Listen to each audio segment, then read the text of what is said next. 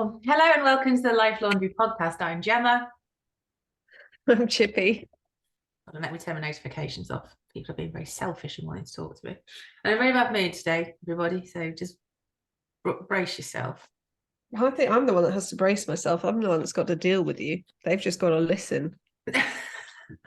They've just got to listen. I've got to navigate angry Gemma. At this point, I don't know if it's because I've got a bit of a cold or if it's my hormones or if it's because I'm cold. All of the above. Or all of the above mixed together. It's the end of the year, so I'm tired. Do you know what I mean? I always feel, I don't think I feel it so much at Easter. And summer is a little bit different. But I always feel at this time of year like the wheels start to fall off the last 2 weeks of term. Yeah. People get ill, everyone's exhausted. You can't have the option. We all know, there's first signs of a sick bug, I'll keep my kids off school. But I can't because I've got to finish work. I've got to get everything done before Christmas. I've got to get to the post office. I've got to do all the Christmas shopping.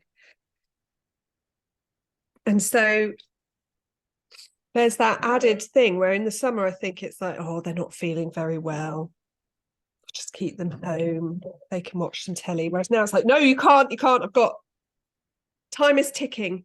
And everyone's just a bit ill and over it. Oh, so fucking over it. I went to the optician yesterday, and the woman, I blame the lady at the optician because I felt fine, and then she was like, "I've been off sick." Very, obviously, opticians get very close, don't they? And like does it happen that quickly? Huh? Does it happen that quickly? Well, some have like a 24-hour gestation. Yeah, and like she coughed and then went and put a face mask on, which I thought was really helpful. That's really annoying. And I go back I hate this thing. I get really ranty to Joe about it because he runs his own company. So I feel like finally I can have a conversation with the man at the top that I wanted to have for the entire last 39 years. But I hate, and I wonder if this happens in other countries. I have a feeling it's like a British thing. Mm-hmm. If you're ill, I don't want to see you in work. Don't go into work. Mm-hmm. Don't go into work. Why do we have this awful thing where like you have to go into work unless you are dying? Yeah. Because most works have air conditioning or like an air filtering system. So you're just sneezing into one thing and it's coming out the vent at your friend opposite. And you're actually losing out. I'd rather have one person off work for 10 days with a bad cold than have person after person after person after person like dominoes. Do you know what I mean? It just really ticks me off that it's like, oh, you're an optician, especially that sort of thing. Yeah, but one thing, if you're a shepherd, then, you're probably not working with a lot of people. But like dentists, opticians, anyone who's going to be right in your face, rightfully so, obviously, an optician, you do want them to look at your eye. But don't come in if you're ill, and employers, if your person who works for you who does something like that, close contact with people, send them home. Just like, or say, you shouldn't be working with customers today. You still sound a bit coldy. Maybe you can be in charge of stockroom paperwork, invoice, phoning customers to book appointments. It's just really stupid. Is my rant over? I've got nothing to give. Well, wrong out rag. Don't you feel the same? Like, why is it? Yeah, I do. I completely agree because I was then in that awkward position where I was like, I know I'm going to get sick. Yeah. I wanted to get up and walk out, but I was just polite and sat there and accepted my fate. No, you should say, I'm sorry, I don't want to get ill. I just think, yeah, it just really ticks me off. I don't want your illness. I've got a tale. Oh, okay. It's not my tale to tell, but You're going to tell it anyway. I'm going to tell it. I was at Spin. Obviously. Has there ever been a story that starts any other way? It wasn't my usual teacher anyway. This lovely teacher came in. She's a nice lady. And she went, I can't get on the bike. I've damaged my coccyx. And I was like, oh, ow, ow. And she teaches spin at somewhere else. And the floor got that sweaty. She slipped over and did a proper banana skin. What is wrong with people? So myself, it's like a local leisure centre where she did it, like so council run. And I thought, that's really bad. That's proper injury at work. Have you suffered an injury at work? Yeah, I know. And I felt so sorry for her. She's kind of like, that's her job. Her job is obviously a fitness instructor. So she teaches, like, I don't know how these people do it, teach all these classes all the week. But when you've got an injury, can't work. Which is like, and it's like a follow on from the lady at the opticians. She could work. She's just coughing in everyone's eyes. Straight into the eyeball. I just felt really sorry for her, and I thought, oh my God, that's an occupational hazard, that really, isn't it? Yeah, that's a lot of sweat, though. Yeah, I mean, if you're sweating that much onto the floor, I feel like you should be putting more towels down. You need to be. I feel like everyone should be responsible for their own bodily fluids. I also think that if there was a clever person, all the spin studios in the whole country, right, attach them to some sort of generator. Let's start feeding it back into the national grid. Yeah. Because like you generate watts, that's like your thing. You can see if you can, what wattage can you pump out over the next 3 minutes, get your watts as high as possible. You've got 30 people in a spin studio. Yeah. What? You should at least get free membership where it gets, you could all think of all the spin classes, they could be powering that leisure centre. I'm just thinking, like, it's a no-brainer, really. I mean, who do I need to email? Head of the National Grid, or who's the member of Parliament for like energy? Oh, I wouldn't bother with the Parliament. I've now started to just pretend that doesn't exist. Yeah, I just thought it's an absolute for me. Yeah, that's like an Eskimo phrase. Harrod and Bray for PM. Picking the low-hanging fruit. It's that sort of thinking that would really tap us down as the top prime ministers ever, I think. What else generates what? Like, what else? We've got spin bikes. Well, you could do the whole gym. I mean, if there's someone on a treadmill. Yeah, we should start writing a manifesto down. Treadmill, spin bikes. Meanwhile, I'm over there capping footballers' pay, redistributing it. Oh, and also I'm making it like illegal, like properly illegal to park on a pavement so you can't get, so no one can get a buggy through, right? When I'm Prime Minister, anyone parking on a pavement so a buggy can't get past, you're out of here. Also, I am going to cap CEO bonuses. Yeah. Okay. And I say that as married to a CEO who doesn't get a bonus, but I would like him to.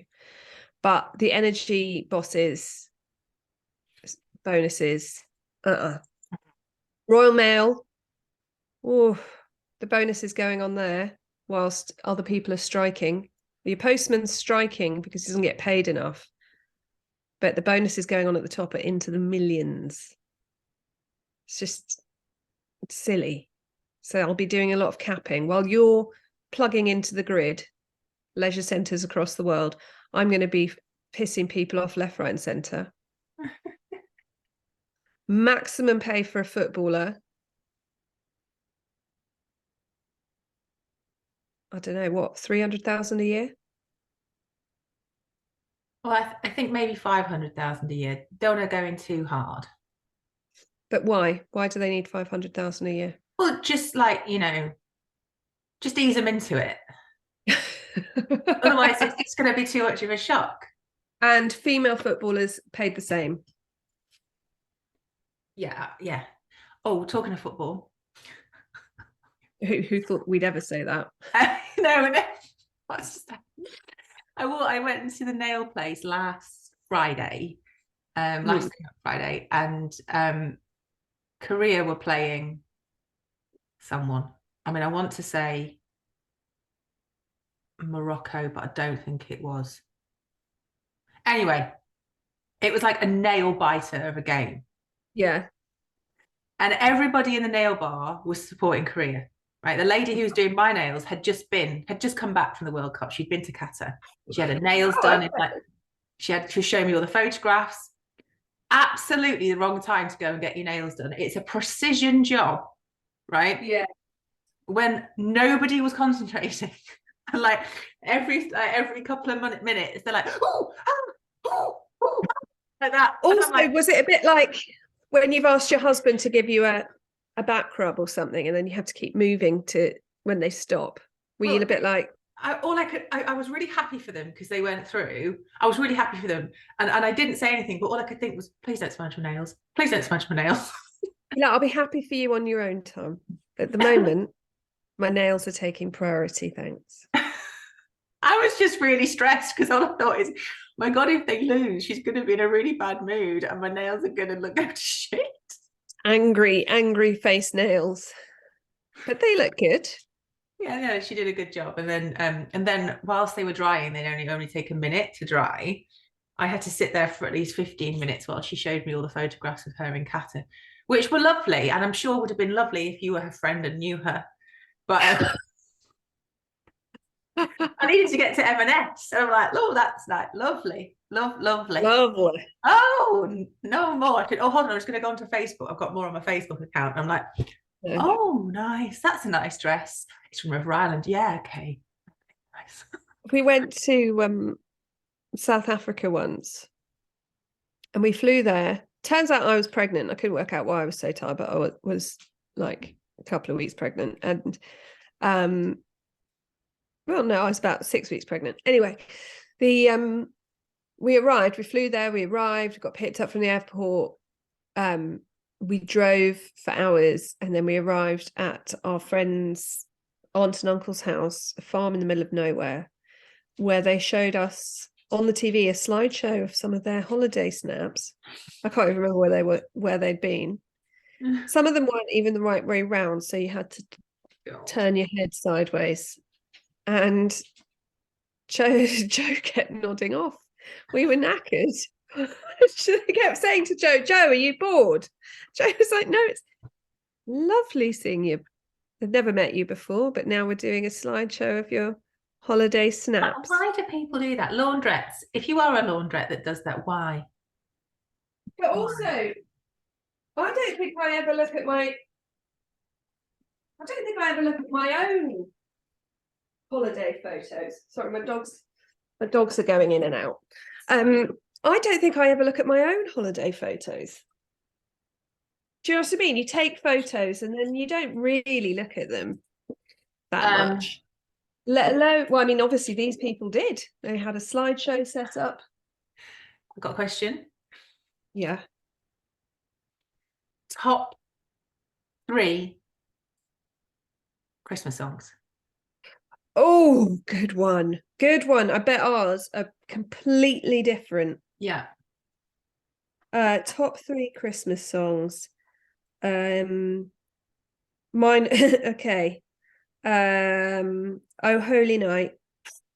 Is that yours as well? One of them. Yeah. I did really like Carol of the Bells. Yeah. But it's been a bit overdone. And my kids at their last school got taught the different parts. Mm-hmm. So now the little buggers, since about September, will sing it in the back of the car. Mm-hmm. Mm-hmm. And they've slightly put me off it, but I do really like it. And I do really like Somewhere in My whatever that's called. And then, but I do like my cheesy one, Merry Christmas, War is Over by John Lennon. Oh no, that's one of my worst. One of my worst one is fucking Paul McCartney, Simply Having a Wonderful Christmas Time. That's my favourite. How can it be your favourite? I like the bit very specifically when he goes, ooh, ooh. Literally, my dog's put more effort into a Christmas song than that. So He's I like literally like, I can make, what's the maximum amount of money you can make as a musician? Christmas song, right? Yeah. Guaranteed play every year. What Paul McCartney's done is he's come up with like basically one line and got someone he knows on a bell and a keyboard, like not even a proper Paul McCartney keyboard. He's clearly just got one of his kids' keyboards, like a little Yamaha. But also I like it because what's her name? His wife. Because he did it with Wings. Linda. She's in it. She's in lots of ones. Okay. Shit. Okay. So I like A Spaceman Came Travelling by Christopher Berg. Oh, for fuck's sake. Yeah. Okay, this is going to go over 3, right? Baby, It's Cold Outside, specifically the version of Cerys Matthews and Tom Jones. Oh, I was literally like about to say that one's okay as long as it's not the Cerys Matthews one. Power of Love, Matthew Goes to Hollywood. I like that. Hang on. That's not a Christmas song. It is. What? Power of Love, I think. Sing it.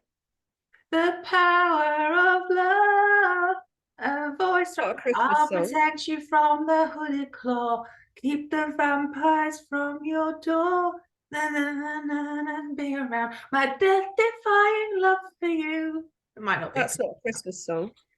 Stay Another Day by E17.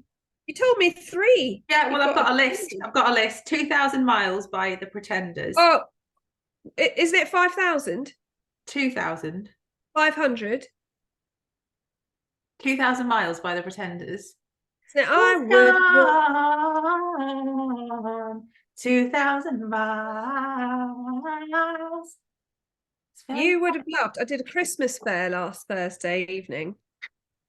And I thought, what the fuck is this playlist? But now I realise they were just hoping you were going to turn up.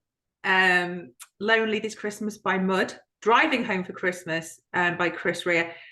I really don't like Fairy Tale of New York. It's not festive. It's about. I also think it's been done. It's been done. I quite like the 2000. I also like Christmas Wrapping by the Waitresses. I think we talked about that last year. But an honorary mention has to go to Taylor Swift, Christmas Tree Farm. Because I in particularly like the intro. That's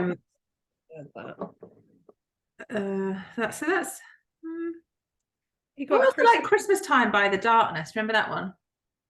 Oh God. Don't let the bells end. Christmas time. You know, I mean, that was just men trying to get bellend into a song. And it's terrible. They played that twice. They played it every Christmas fair I've been to. And I've thought, who actually likes this song? Little did I know, someone I know very well actually likes the song. Stop the Cavalry, I like that as well. Oh, that's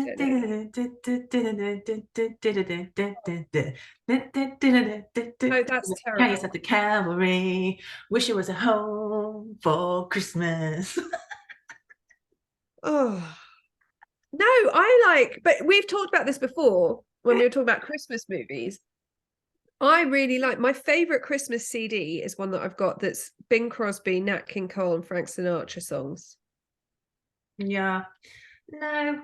Yeah, I'm a vintage Christmas gal. Have you ever seen The Holiday? No. Right. Well, I've got a question for the laundrettes because I watched The Holiday, like I said I was going to do. You loved it? I love The Holiday. Right. Now, I have a question. They're doing it too, aren't they? No, that was a hoax. Oh. The question I have is this. right? In The Holiday, Jack Black and Kate Winslet fall in love, right? Oh. And Cameron Diaz and Jude Law don't really like him, fall in love. No. So they have this big love, they all fall in love, but they don't spend Christmas Day together. What are Cameron and Kate doing on Christmas Day? Because they can really skip that bit. They go from Christmas Eve to like Betwixtmas. Betwixtmas is my favourite time of year. So no, what are they doing? I just imagine Cameron and Kate just being really lonely on Christmas Day in a house on their own. Maybe they like it. So that's a question where I'd like to hear theories from the laundrette. When do they fall in love? So the plot is that Cameron Diaz finds out, she lives in Hollywood, finds out that her boyfriend has been having an affair, like really close to Christmas. And Kate Winslet lives in London in a beautiful cottage in Surrey. And she finds out that the man she's been in love with for years is getting engaged to someone else. So they both do a house swap. They don't know each other. Like how do they find each other? They like go on a house swap website. Right. And so Cameron Diaz ends up in snowy Surrey, and Kate Winslet ends up in sunny Hollywood. And then Cameron Diaz meets Jude Law, who's Kate Winslet's brother in the film, and Kate Winslet meets Jack Black, and they fall in love. And they sort of like fall in love like a week before Christmas, and they're like in love, and then no one spends Christmas together. And then come New Year's Eve, they're all declared their love for each other and are all in the same room in London at Jude Law's house, partying together as a foursome. Well, I think this is quite a good segue, Gemma. Right. Because there will be laundrettes who are spending Christmas alone. Oh, yes. You've spent Christmas alone. Yeah. A lot of my friends who are co-parenting have this horrible thing, and perhaps there's laundrettes there who don't have other family to spend it with. Now, as someone who has been married to the same person and been with the same person for nearly 20 years and has the loudest children on the planet and lives down the road from my mum, I have not had to spend Christmas on my own. And in my head, and I'm also quite happy on my own. I'm not a people person. What are your tips for Christmas Day on your own? Because it can be tempting to just wallow in despair and sadness. And I'm sure that that's possibly what you did. But now you have the benefit of hindsight. So Christmas Eve was bad. Is that worse than Christmas Day almost? No. So the boys went to their dad's Christmas Eve lunchtime. Christmas Eve was bad. And it was so bad that I refused to go around to my mum and dad's because I was just that depressed. Right. So I went and got a takeaway for one. It was literally like a scene from Bridget Jones. It was the only time in my life that I've come close to resembling that. I walked down to the local Chinese takeaway on Christmas Eve, got myself a takeaway for one, got a bottle of white wine and trudged back to my little house and just sat there. And that was all right. Once I'd settled in, I got my takeaway, a couple of wines in, I was all right. Right? Yeah. Christmas morning was absolutely horrendous. Now I know I'm not going to give anybody any hope. I'm not being helpful in any way. It was just awful. It was awful. Yeah. Waking up in a house on your own on Christmas Day was probably one of the lowest times of my whole life. And then I went and picked the boys up at lunchtime on Christmas Day. And what I did was I spent all Christmas morning getting ready and sort of distracting myself. And then my Christmas didn't start till like 1 o'clock on Christmas Day. But if I was to do it again, I still would do the takeaway and wine on Christmas Eve, because that was actually once I'd got my head around it, that's quite good. I actually don't know what I'd do. I think what I would actually do, I think I'd do, I'd probably sign up for one of them like Santa dips.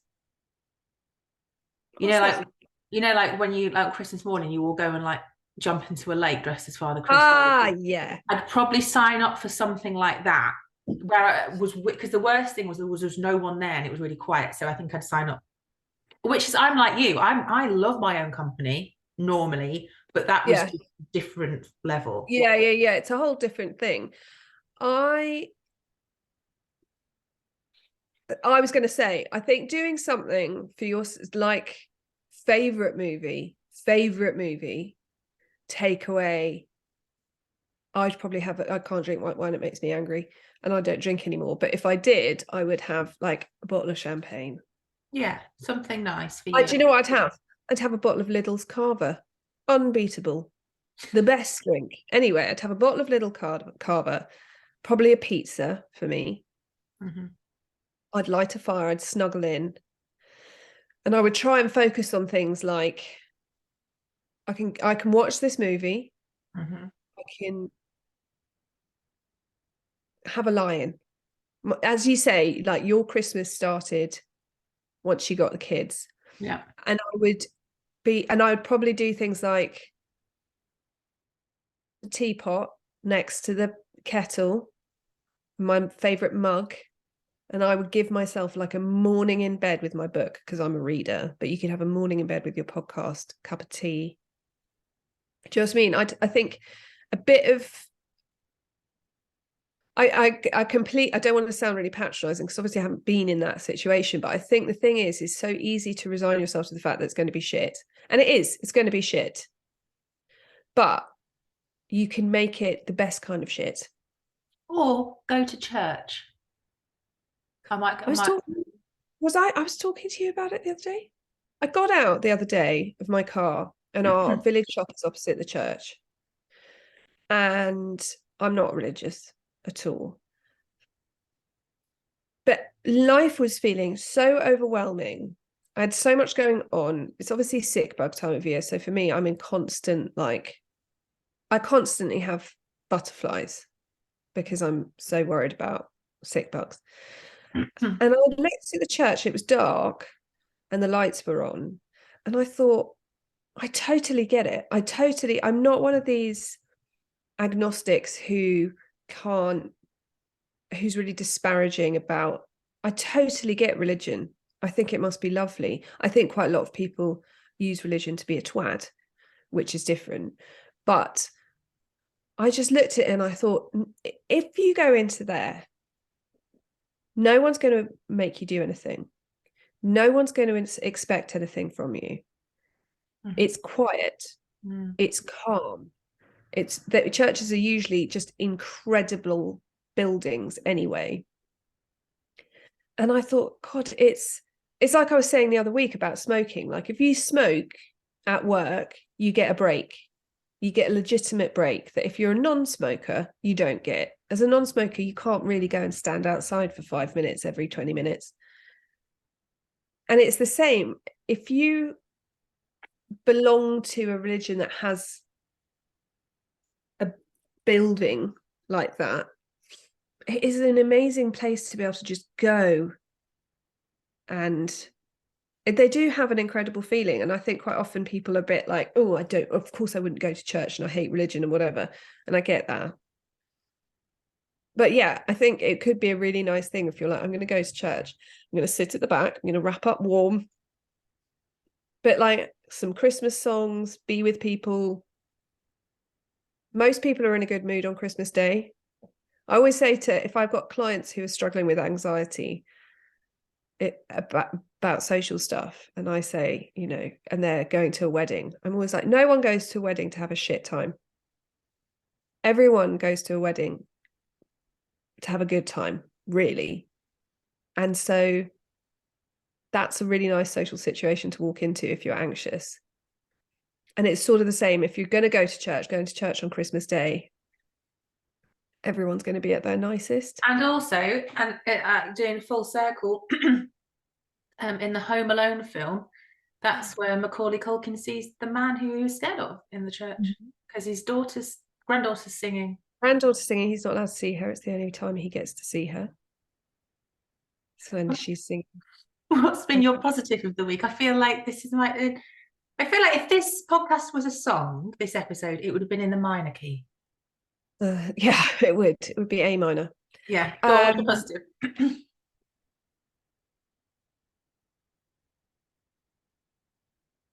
I did something kind for myself this week, and I'm Okay. quite proud of myself because I'm not very good at that. I had my friend staying for 2 weeks.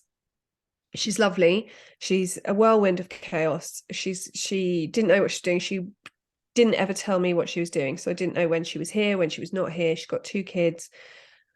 It was a lot, and I knew that I would be taking her to the Gatwick Airport. It was very near you, Gemma. Took her to Gatwick Airport, had to leave here at 3 a.m. on Monday morning to take them to the airport, which is why I didn't pop by. So I saw the sign for Seven Oaks at 7 a.m. I thought probably No, won't be. it wouldn't have been a popular decision. No. I'd booked myself a day off. I was like, I'm not going to expect anything of myself on Monday. I have been someone's emotional support for 2 weeks.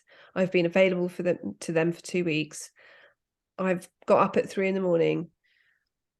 I'm going to allow myself a complete day off. If I want to spend the day in bed, I will. And it was perfect. I didn't beat myself up for not doing stuff. I just had a day off, which rarely, rarely happens. That was my positive of the week. What's your positive of the week, Gemma Bray? It was my wedding anniversary on Monday. Mike and I went in to London, and How many years? 9. And My lucky number. we went to this place, and we ordered what we thought was Kimchi, did you? no. We ordered what we thought. Well, it said port tasting menu, and it said small portions, or whatever, of port, Yeah. servings. Yeah. No, that's not what happened. What happened was the waiter turned up with fucking wine glasses full of port, 6 each. I love port. Yeah, yes, port's port. nice. Yeah, 6 each. That was the train journey home. I felt so dizzy. I only had 2. Mike had to have mine for me. He was bad the next day because he could not drink them. I was like, Mike, just leave them. No, can't waste it. But we had a nice time, so that was my positive. Oh. Was it nice? And you went to Covent Garden, and Covent Garden at this time of year is festive and twinkly. Yeah, Covent Garden was beautiful. We had a drink in a bar that everything had avocado in it. So I had an avocado margarita, and Mike had an avocado martini. I mean, I don't recommend. How was that? Huh? How was that? It just tasted like guacamole. Was it avocado oil? No, it was like avocado. Like, you can put avocado in a smoothie. Weird consistent. Yeah. Everything. You know what I mean? I'm not sure. So we sat down and they brought us a bowl of tortilla chips and some guacamole. Nice. That's nice. Yeah, which was lovely. And then they gave us a drinks menu. And we didn't realise we were in a bar that was just avocado themed until we were looking at the drinks menu, and we were like, yeah, everything on your menu got avocado in it, or have I got the avocado menu? What's going on? And it's like, no, everything's got avocado in it. It's called Avo Bar or something like that. Why everything's green. There's pictures of avocados everywhere. The only place that had seats. Everywhere else was flat. And I know, and we found out why. It's like 15 quid for an avocado cocktail. It's like, did you become really northern? It's not right. Did you become very northern about it? Like, it's not right. I've only just got on board with avocados. This is not right. I don't want it in my drink. Avocado pear in my no, thank you. No, thank you. What would Peter Kay say about that? Talking of which, this time in this next Friday, I will be Peter Kay. My friend went. Don't tell me. Night. Did he have a nice time? I don't know. I'm going to see. Well, it's a Christmas present for Joe, but he doesn't know about it. Kevin James Thornton. Do you know who he is? No. He's very funny. Google him. Oh, He talks a lot about the fact that he's a gay guy growing up in a fundamentalist Christian church in the 90s. It's really funny. Anyway. okay, well, we'll speak to you all next week. Say goodbye, Chippy. Bye.